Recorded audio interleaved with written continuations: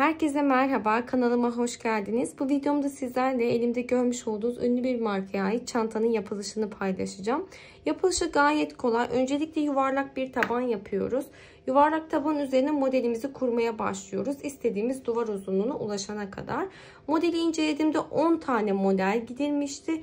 Ben 9 model gittim çünkü çok fazla uzun geldi gözüme. O yüzden bir sıra eksik gittim. Modelle birebir aynı şekilde çalışacaksınız. Bu modelden 10 sıra boyunca gidilmişti. Fotoğrafı incelediğinizde siz de zaten göreceksiniz. Renk de elimde olan bir rafya iplik kullandım.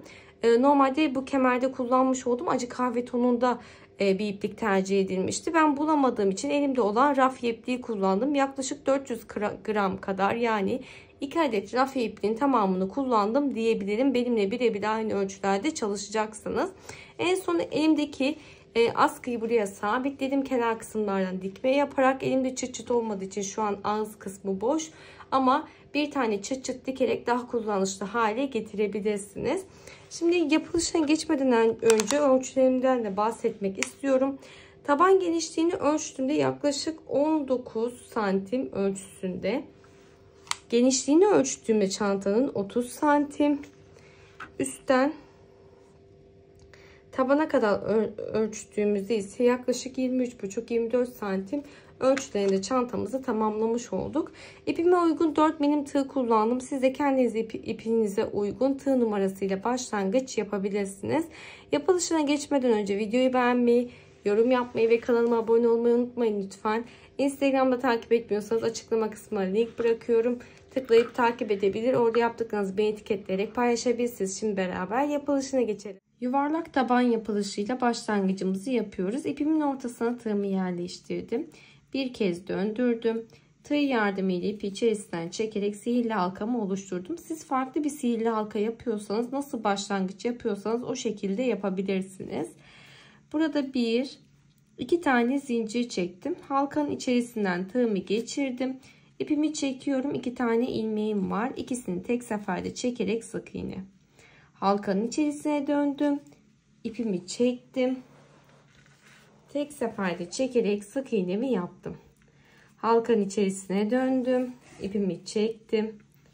Tek seferde çekiyorum. Sık iğnemi yaptım. Bu şekilde zincirle beraber 4 tane sık iğne yaptık. Toplamda 12 tane sık iğne yapıyoruz. 12 tane sık iğneye ulaştıktan sonra ipimizi çekerek halkamızı kapatıyoruz. Burada ipimizi dikkatli bir şekilde çekmemiz gerekiyor. Çünkü ipin yapısı gereği kopmalar olabiliyor. Daha sonra şöyle ipimi tutuyorum. İlk boşluktan bakın tığımı geçirdim.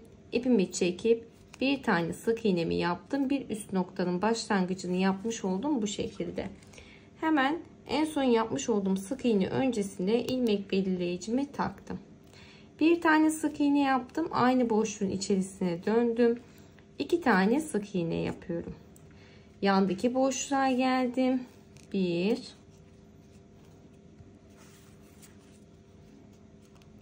aynı boşluğun içerisine döndüm. 2 tane sık iğne. Yandaki boşluğa geldim. 1 aynı boşluğun içerisine döndüm. 2 tane sık iğne. Bu şekilde her boşluğa çift sık iğne yaparak ilmek belirleyicinin olduğu noktaya kadar devam edelim. Sıra sonuna kadar geldim. İlmek belirleyicimi çıkartıyorum ve buradaki boşluğuma da 2 tane sık iğnemi yaparak sıramı tamamladım. Şimdi buradaki çift sık iğnenin tepesine batarak bir üst sıranın başlangıcını yapacağız. İlk boşluğumdan tığımı geçiriyorum. Aynı boşluğun içerisine döndüm. 2 tane sık iğne yaparak, yani çift sık iğne ile başlangıcımı yaptım. Ve buradaki çift sık iğne öncesine ilmek belirleyicimi takıyorum. Yerimizi unutmamak için. Devamında şu anda 3. sıramızda bir tane çift. Bir tane tek sık iğne. Yandaki boşluğa geldim. Aynı boşluğun içerisine döndüm. 2 tane çift sık iğnemi yapıyorum. Yandaki boşluğa geldim. Bir tane tek sık iğne. Yandaki boşluğa geldim. 2 çift sık iğnemi yaptım. Bu şekilde bir tane çift, bir tane tek sık iğne yaparak sıra sonuna kadar devam edelim. İlmek belirleyici öncesindeki son boşluğuma çift sık iğne yapıyorum Ve ilmek belirleyicinin olduğu nokta bizim son boşluğumuz. Buraya tek sık iğne yaparak sıramı tamamlıyorum. Hatırlarsanız çift sık iğne ile başlangıç yapmıştık. Tek sık iğne ile sıramızı bitirmiş olduk. 2 tane çift sık iğne yan yana gelmiyor. Bakın burası önemli. Çiftle başladık. Tek sık iğne ile bitirdiğimizde doğru sayıyı elde etmiş oluyoruz. Şimdi 4. sıramız için yandaki boşluğa geldim. Bir tane tek sık iğne yaptım. Ve buradaki sık iğne öncesine ilmek belirleyicimi takıyorum. İlmek belirleyicimin olduğu noktaya kadar 4. sıramda her boşluğa bir tane tek sık iğne yaparak devam ediyorum. İlmek belirleyicimin olduğu noktaya kadar geldim ve buradaki boşluğuma da bir tane tek sık iğne yaparak 4. sıramı tamamlamış oldum. Şimdi 5. sıram için ilk boşluktan tığımı geçiriyorum. Aynı boşluğa dönerek 2 tane sık iğne ile başlangıcımı yaptım ve çift sık iğne öncesine de ilmek belirleyicimi takıyorum. Devamında yandaki boşluğa geldim, bir tane tek. Yandaki boşluğa geldim, bir tane tek sık iğne. Diğer boşluğuma geldiğimde aynı boşluğa döndüm, 2 tane sık iğne yaparak çift sık iğnemi yaptım. 5. sıramızda çift sık iğne ile başladık. 2 tane tek çift, 2 tane tek çift şeklinde devam ediyoruz. 5. sıramı tamamladıktan sonra sıra sonunda 2 tane tek ile sıramızı tamamlıyoruz. Bir üst sırada 6. sıramızda her boşluğa bir tane tek sık iğne yapıyoruz. 6. sıramızda arttırma yok. 7. sırama geldiğimde bir tane çift, 3 tane tek sık iğne yapıyorum. Ve bir üst sıraya geldiğimizde yine arttırma yapmıyoruz. Bu hep bu şekilde istediğiniz taban genişliğine ulaşana kadar devam ediyorsunuz. Detayda yuvarlak taban yapılışını izlemek isterseniz açıklama kısmına linkini bırakıyorum. Tıklayıp inceleyebilir ve sırasıyla devam edebilirsiniz. Ben şimdi istediğim boyuta kadar devam edip geliyorum. Şimdi ben tabanda istediğim boyuta ulaşana kadar devam ettim. En son arttırmamda bir tane çift, 6 tane tek sık iğne yaptım. Üzerine bir sıra daha giderek tabanımı tamamladım. Toplamda 2, 4, 6, 8, 10, 12, 14 sıra boyunca giderek tabanı tamamlamış oldum. Şimdi burada sizlerle ölçümü paylaşmak istiyorum. Yaklaşık 19,5 santim kadar bir yuvarlak taban yapmış olduk. Şimdi burada çantamızın duvar kısmının başlangıcını yapıyoruz. İlmek kaydırma yapmadan direkt aynı şekilde dönerek spiral bir şekilde devam etmek istiyorum. Yandaki boşluğa geldim. Bir tane sık iğnemi yaptım. Ve buraya ilmek belirleyicimi takıyorum. Devamında yandaki boşluğa geldim. Bir tane sık iğne. Yandaki boşluğa geldim. Bir tane sık iğne yaptım. Bu şekilde 1. sıramızda sıra sonuna kadar her boşluğa bir tane sık iğne yaparak devam edelim. Başlangıç noktama kadar geldim. Buradaki ilmek belirleyicimi çıkartıyorum. Boşluktan tığımı geçirdim. Bir tane sık iğnemi yaptım. 2. sıramızın başlangıcını yapmış olduk duvar için. Şimdi burada modelimizi kurmaya başlayacağız. 2. sıramızdan itibaren bir tane sık iğne. Yandaki boşluğa geldim. 2 ve 3 tane sık iğne. 1. sırada 3 tane, 2. sırada 3 tane, toplamda 6 tane sık iğnenin üzerine çapraz modelimizi kurmamız gerekiyor. Burada çapraz modelim için 1. sık iğnelere bakıyorum. Bakın bu şu an örmekte olduğum sıram. Bir alttaki sıranın altındaki boşluktan. Bakın şöyle tığımı geçirdim. İpimi içerisinden çektim, uzattım. Aynı boşluğa döndüm. 2 kez. İçerisinden ipimi çektim. Yandaki boşluğa geldim. 1, 2, 3 tane sık iğne. Ne yapıyorduk? 1. sık iğnenin altındaki sık iğnenin boşluğundan tığımı geçirdim. İpimi çektim, uzattım. Tığım üzerine ipimi bir kez aldım. Aynı boşluğa döndüm. İpimi uzattım. 2 kez aynı işlemi yaptıktan sonra ipimi içerisinden çekerek kapattım. Aynı daha önceki modellerimizde yaptığımız gibi fıstık model yapıyoruz. Şimdi burada bakın en son sık iğne yapmış olduğum boşluğa değil bir sonraki boşluğa geldim. 1, 2, 3 tane sık iğne. Tığım üzerine ipimi almadan bakın birinci sık iğnenin altındaki sık iğnenin boşluğuna tığımı geçiriyorum. İpimi uzattım 1. Tığım üzerine aldım. Aynı boşluğa döndüm 2. İçerisinden ipimi çektim. Şimdi yandaki boşluk 1 2 3 tane sık iğne. Birinci sık iğnenin altındaki boşluktan tığımı geçiriyorum. İpimi çekip uzattım. Tığım üzerine ipimi aldım. Geriye döndüm, uzattım ve içerisinden ipimi tek seferde çektim. Devam ediyorum. Yandaki boşluktayım. 1 2 3.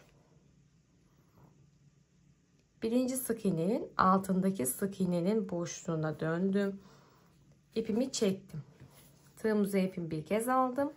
Aynı boşluğa döndüm. İpimi uzattım. İçerisinden ipimi çekerek kapattım.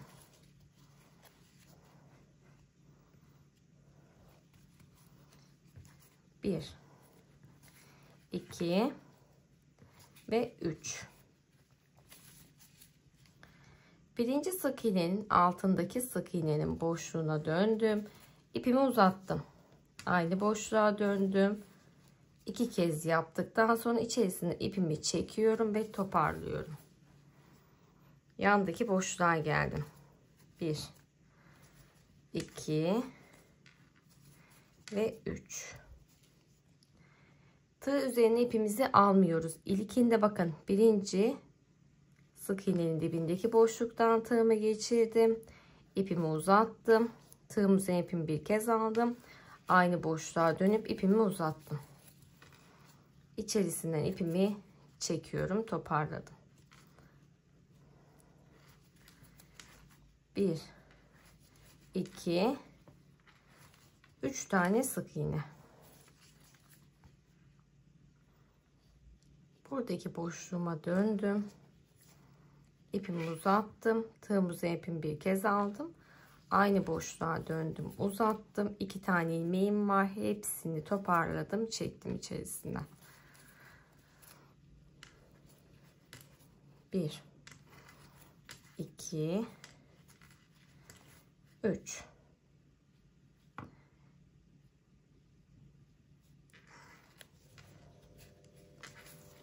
Aynı boşluğa döndüm. Çektim ipimi. 1 2 ve 3.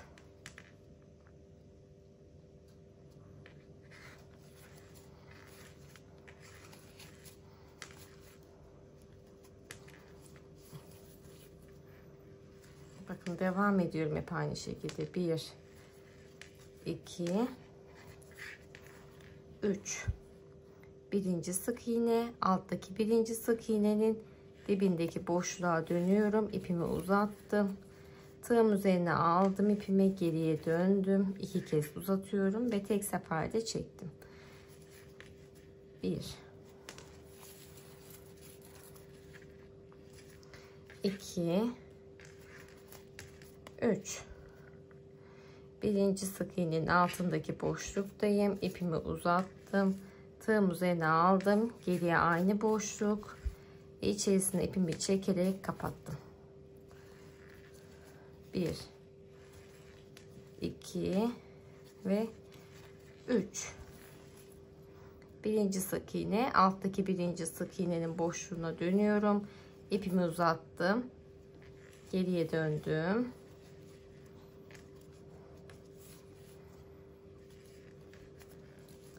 1 2 3. Birinci sık iğne,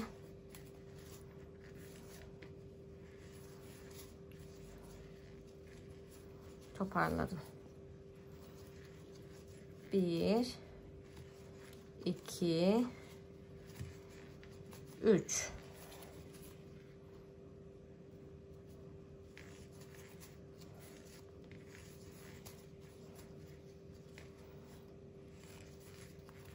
1 2 ve 3. Şöyle bir bakalım. Şimdi modelimiz hep bu şekilde sıra sonuna kadar devam ediyor. Şimdi son modelimi yaptıktan sonra ilmek belirleyicim olduğu nokta dahil sıra sonunda 3 tane boşluğum kaldı. 1 2 ve 3. Şimdi burada birinci sık iğnenin dibine dönüyorum. İpimi çektim. Tığım üzerine ipimi bir kez aldım. Aynı boşluğa kaçırdım. Tığım üzerine ipimi bir kez aldım. Aynı boşluğa döndüm. Ve hepsini çekerek toparladım. Yandaki boşluğa geldim. Bir tane sık iğnemi yaptım. Ve buraya ilmek belirleyicimi tekrardan takıyorum. Şimdi devamında yandaki boşluğa geldim. Bir tane sık iğne. Bakın bu sadece ilk bölüm için yapıyorum. Buradaki fıstık modelimin tepe noktasından tığımı geçirdim. Bir tane sık iğnemi yaptım. 3 tane sık iğneye ulaşmış oldum. Şimdi yandaki boşluğa geldim. Bir tane sık iğne. Yandaki boşluğa geldim. 2. Yandaki boşluğa geldim. 3 tane sık iğne. Buradan itibaren bu fıstık modellerimizin tepe noktasındaki boşluğa herhangi bir batma işlemi yapmıyoruz. Ben başlangıçta 2 tane sık iğnem kaldığı için buradaki fıstık modelimin tepesine batarak 3 tane sık iğne elde ettim. Dediğim gibi devamında fıstık modelin tepe noktasına batma işlemi yaparsanız arttırma yaparsınız ve modeliniz gitgide genişleme yapar. Burayı atlıyorum. Bir sonraki boşluğa geldim. Bakın 1 2 3 tane sık iğne. Fıstık modelin tepesini atladım. Diğer boşluğa geçtim hemen. 1 2 3 tane sık iğne. Modelin tepesine batma işlemi yapmıyorum. Yandaki boşluğa geldim. 1 2 3 tane sık iğne. Buraya değil, bir sonraki boşluğa geldim. 1 2 3 tane sık iğne. Fıstık modelin tepe noktasına herhangi bir batma işlemi yapmıyorum. Bir sonraki boşluktayım. 1 2 3 tane sık iğne. Atladım. Bir sonraki boşluk. 1 2 3 tane sık iğne. Şimdi ben bu şekilde 3 tane sayarak ilerliyorum. Modelimin üstündeki sıra olduğu için herhangi bir arttırma olmasın diye. Belli bir süre sonra elimiz modele alışıyor. O yüzden saymadan devam edebiliyoruz. Ama buradaki dediğim gibi fıstık modellerinin üzerinde batma işlemi yapmadan sıra sonuna kadar devam edelim. Şimdi sıra sonuna kadar geldim. İlmek belirleyicimin olduğu noktadan tığımı geçirdim ve sık iğnemi yaparak bir üst noktanın başlangıcını yaptım. Şimdi burada yine her boşluğa bir tane sık iğne yaparak devam edeceğiz. Bir tane sık iğne yaptık. Bu bizim ikinci sıramız. Üzerine bir sıra daha yapıyoruz. Yani modelin üzerine 3 sıra boyunca sık iğne yapıyoruz. 4. sık iğne sıramızda yine aynı şekilde çapraz fıstık modelimizin kurma işlemini yapacağız. Şimdi ilmek belirleyicimin olduğu noktaya kadar geldim. İlmek belirleyicimi çıkardım. Son boşluğuma bir tane sık iğnemi yaparak sıramı tamamladım.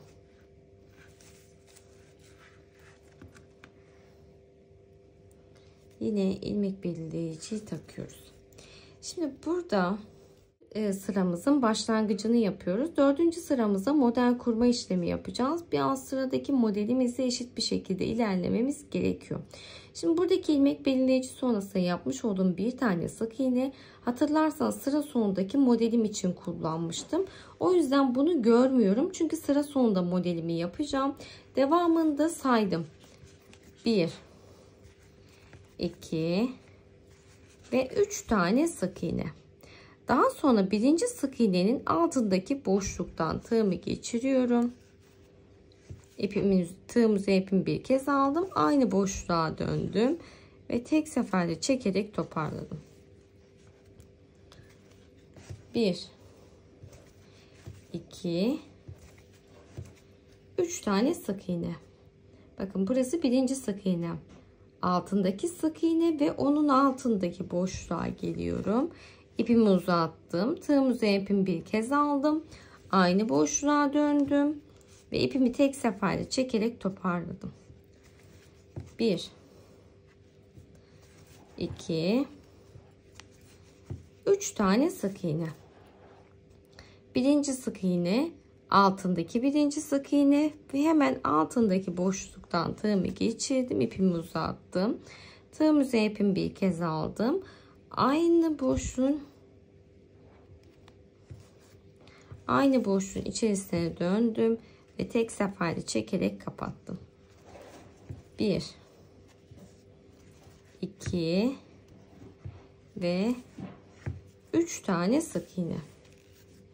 Birinci sık iğne, altındaki birinci sık iğnenin altındaki boşluktayım. İpimi uzattım. Tığımızı ipimi bir kez aldım. Aynı boşluğa döndüm ve içerisinden ipimi çekerek toparladım.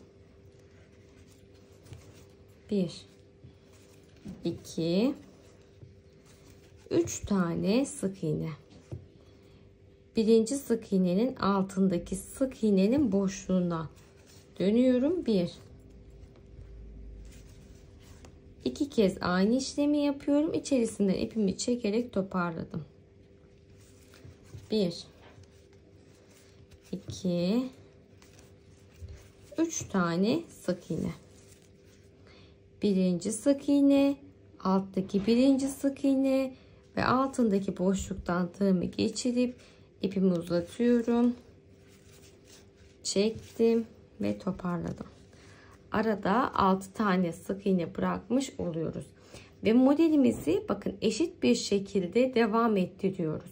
Hep aynı noktada bu işlemi yapmamız gerekiyor ki üst üste eşit bir şekilde devam etsin. Şimdi birkaç tane daha yapalım. Devamında hep aynı şekilde ilerliyoruz. Yandaki boşluğa geldim. 1 2 3 birinci sık iğne, altındaki sık iğnenin boşluğundayım. Uzattım. Tığımızı ipimi bir kez aldım. Aynı boşluğa döndüm. 2 kez aynı işlemi yapınca toparladım. 1 2 ve 3 sık iğne. Birinci sık iğne, alttaki sık iğnenin altındaki boşluktayım. İpimi uzattım. Tığımızı ipimi bir kez aldım. Aynı boşluk 2 kez yapıyorum ve tek seferde çektim. 1 2 3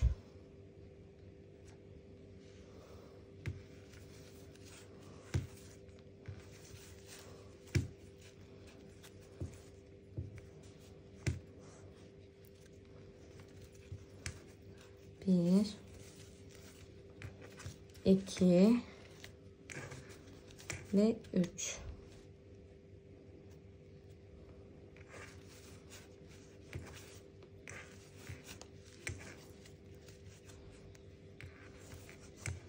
ve bu şekilde başlangıç noktamızdaki ilmek belirleyicinin olduğu noktaya kadar devam edelim. Şimdi sıra sondaki son modelimi yaptığımda baktığımızda ilmek belirleyicim dahil 3 tane boşluğum var. Birinci boşluktan tığımı geçirdim. Bir tane sık iğne. Yandaki boşluğa geldim. Bir tane sık iğne. Ve buradaki ilmek belirleyicimi çıkartıyorum. Bir tane sık iğnemi yaptım.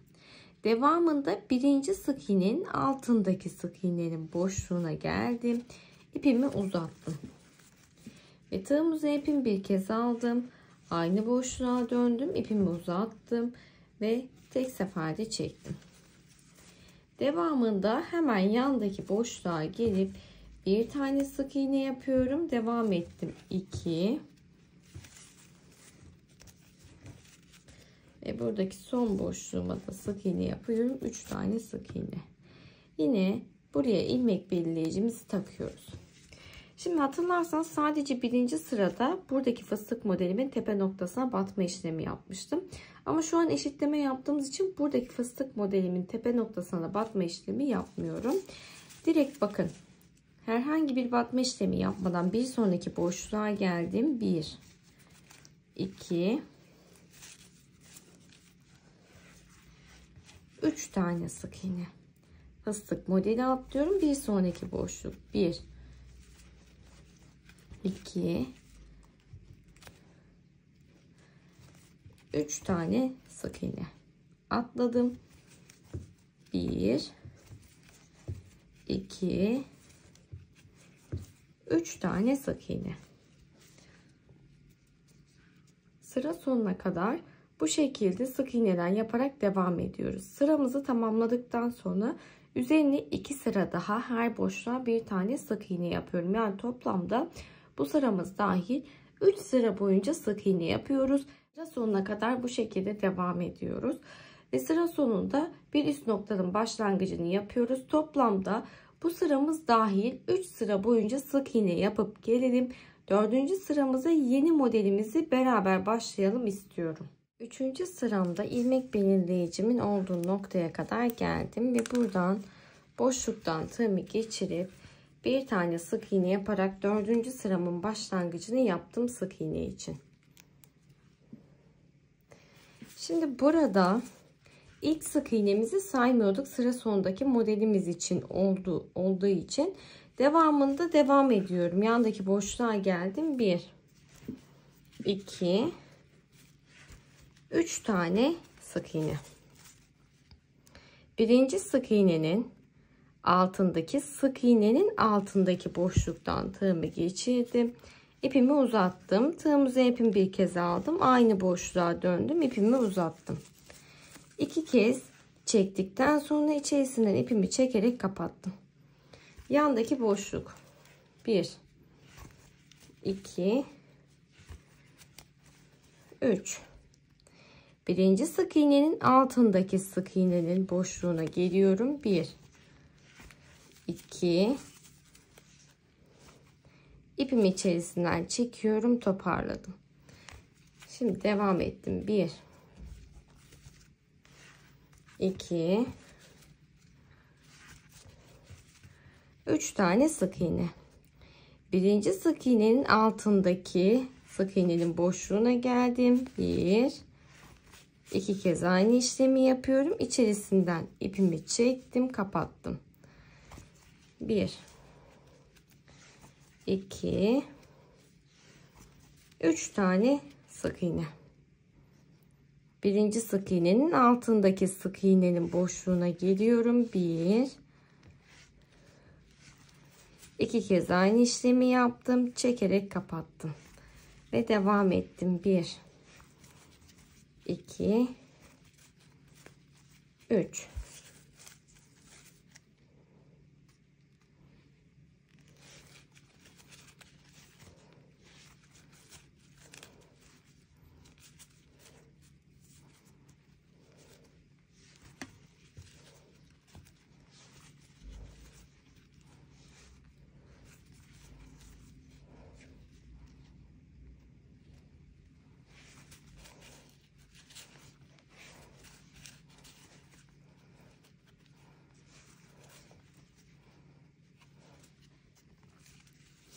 Bakın model hep aynı şekilde devam ediyor.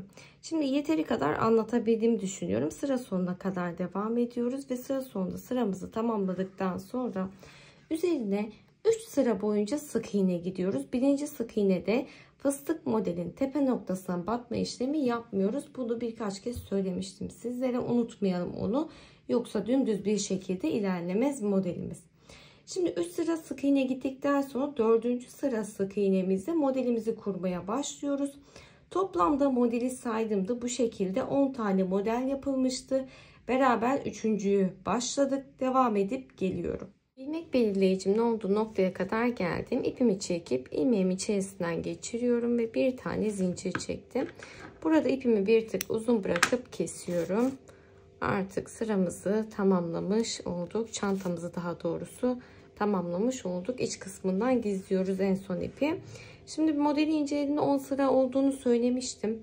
10 sıra gitmeyi düşünüyordum ama çok uzun. 10 sıra çok uzun geldi gözüme. O yüzden ben sadece model kısımlarını saydığımızda bakın 1, 2, 3, 4, 5, 6, 7, 8, 9 sıra boyunca gittim.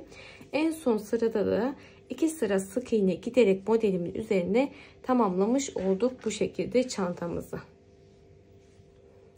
En son elimde olan askının sabitlemesini yaptım. Örgümün dış kısmından tam orta kısma gelecek şekilde sabitlemesini yaptım.